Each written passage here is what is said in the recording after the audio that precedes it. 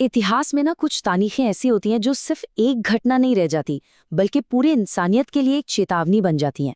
आज हम चेरनोबिल की उसी राख से निकली कुछ ऐसी कहानियों को जानेंगे, जहां कुछ लोगों ने हम सबको बचाने के लिए खुद को ही कुर्बान कर दिया। तो तारीख थी 26 अप्रैल 1986। चेरनोबिल न्यूक्लियर पावर प्लांट का रिएक्टर नंबर 4 फट गया। और ये कोई छोटा मोटा धमाका नहीं था। सोचिए, हिरोशिमा पर जो एटम बम गिरा था ना, उससे 400 गुना, जी हाँ, 400 गुना ज्यादा जहरीला रेडिएशन हवा में फैल गया। एक ऐसा दुश्मन जिसे कोई देख नहीं सकता था, जो बस खामोशी से मौत बांट रहा था। अब सोचिए, उस जलते हुए नर्क की तरफ सबसे पहले कौन भागा होगा? Local fire fighters. उन्हें तो यही लगा था कि छत पर कोई मामूली आग लगी है, पर असल में वो इतिहास की सबसे भयानक परमाणु आपदा के बिल्कुल सेंटर में दौड़ लगा रहे थे। उनके पास कोई स्पेशल प्रोटेक्टिव गियर नहीं था, सिर्फ अपना हेलमेट और बूट्स थे। वो उन ग्रेफाइट के टुकड़ों पर चल रहे थे जो सीधे रिएक्टर के कोर से निकलकर फैले थे और जानलेवा रेडिएशन उगल रहे थे। वसीली इग्नाटेंको, व्लादिमीर प्राविक, विक्टर केबेनुक जैसे 28 फायर फाइटर्स उस आग से लड़ते रहे। इसके बाद जो हुआ वो शायद किसी भी डरावनी फिल्म से कई ज्यादा भयानक था। उनके शरीर अंदर से गलने लगे, त्वचा जलकर नीली काली पड़ने लगी, बाल झड़ने लगे और दर्द ऐसा कि सहा ना जाए। इसी को कहते हैं रेडिएशन सिकनेस, और उनके लिए ये कुछ ही हफ्तों के अंदर मौत का फरमान था।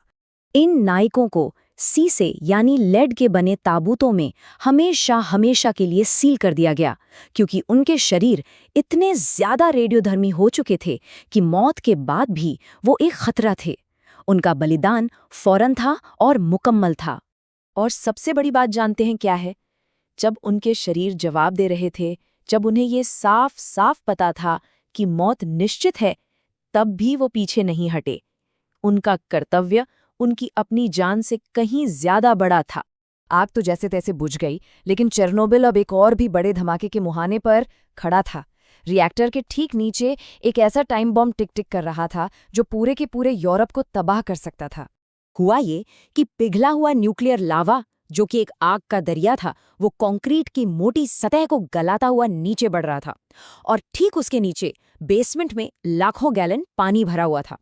अगर वो लावा उस पानी तक पहुंच जाता तो एक जबरदस्त स्टीम एक्सप्लोजन होता, और ये धमाका ये पहले वाले से कई गुना ज्यादा ताकतवर होता।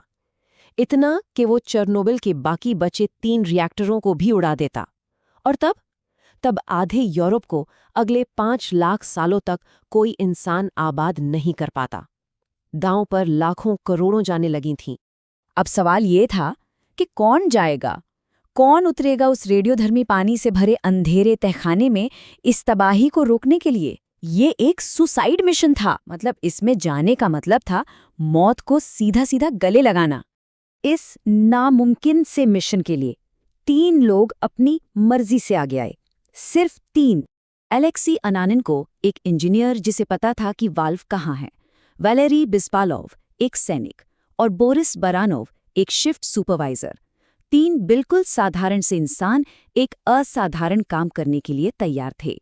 उनका मिशन सुनने में सिंपल था, पर करने में नामुमकिन।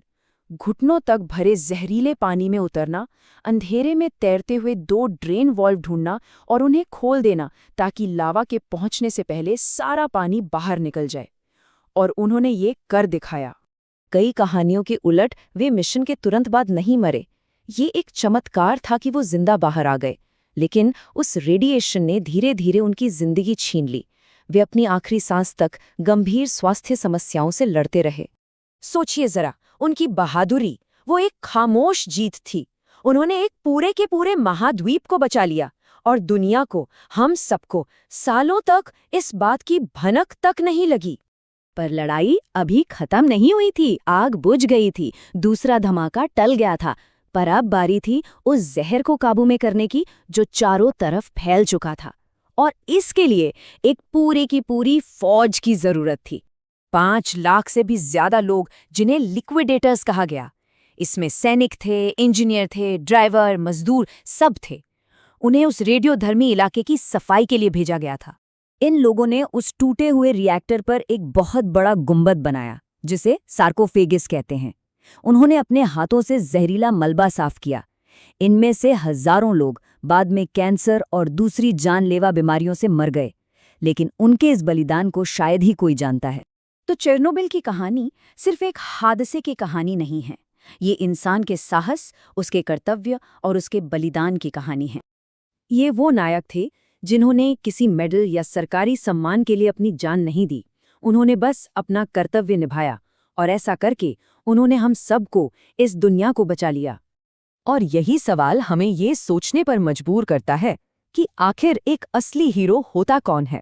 शायद वही जो सबसे मुश्किल घड़ी में, ये जानते हुए भी कि कीमत अपनी जान देके चुकानी पड़ेगी, फिर भी एक कदम आगे बढ़ाता है।